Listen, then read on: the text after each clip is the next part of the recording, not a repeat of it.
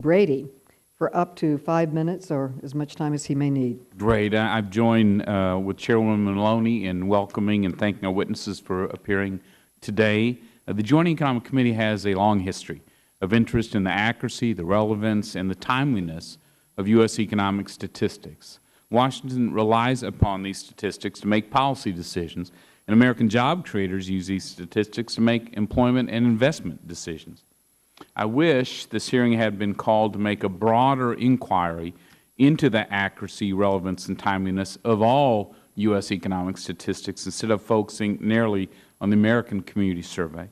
But since this committee is unlikely to have another opportunity during this Congress to explore how to rectify the deficiencies in U.S. economic statistics, Republican members of this committee will not confine our inquiry to solely the American Community Survey. Instead, the witnesses invited by our side of the aisle, Mr. Grant Aldonis, Dr. Keith Hall, will broadly explore how Congress and the U.S. statistical agencies can work together to improve the quality of economic statistics for the benefit of the American people. Frankly, this hearing is being held, as Carolyn Maloney pointed out, because the House of Representatives agreed 2 amendments in the appropriations bills for fiscal year 2013 that covers the Census Bureau. One would prevent the Census Bureau from using funds to compel Americans to fill out the American Community Survey. The other would defund it altogether. Compulsory participation in the American Community Survey is the #1 objection that lawmakers and my constituents, frankly, hear. In my opinion, this objection swayed the majority of the House on these 2 amendments concerning the Census Bureau. Recognize the importance of the statistic generated by the American Community Survey to economic decision-making by both governmental and private entities. I believe that there is a way forward. As former Commissioner Hall will testify, participation in the monthly current population survey that generates the unemployment rate and other employment statistics is voluntary. The Bureau of Labor Statistics and the Census Bureau jointly designed the current population survey in such a way as to generate accurate statistics on a voluntary basis. If the Census Bureau were to make participation in the American Community Survey voluntary as well, rather than compulsory, I think most public opposition would disappear. The Bureau of Labor Statistics and the Census Bureau can jointly use a voluntary survey to obtain the necessary data from the current population survey to generate accurate employment statistics. So why can't the able statisticians, the Census Bureau, design a voluntary survey for the American Community Survey that would do the same? Now, let me turn to other issues.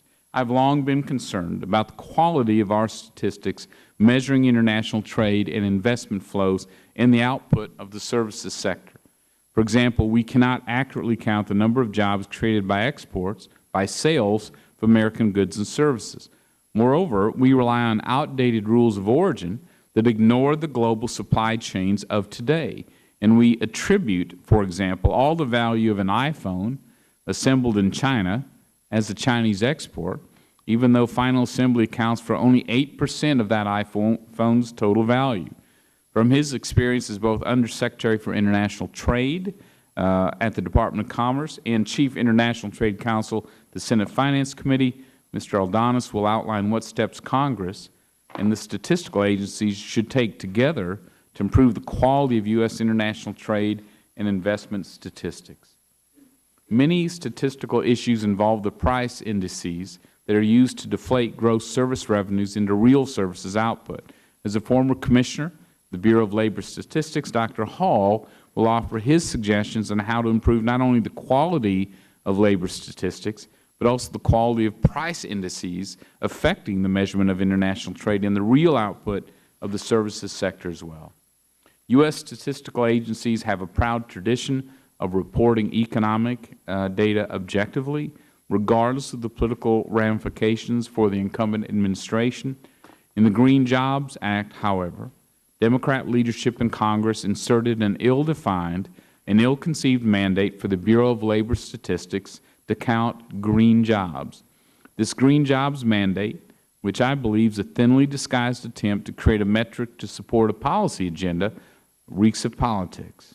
Something is not quite right when, as I understand it, green jobs include EPA bureaucrats and attorneys that are suing to block the construction of the Keystone Pipeline, project that would create up to 20,000 jobs here in America and reduce our nation's dependence on unfriendly oil sources in the Middle East and Venezuela. Is there any economically meaningful definition of a green job? As the official formally charged with executing this mandate, Dr. Hall, I am eager to hear your opinion. With that, Madam Chairman, I look forward to the testimony of today's witnesses. I thank the gentleman for his statement, and I want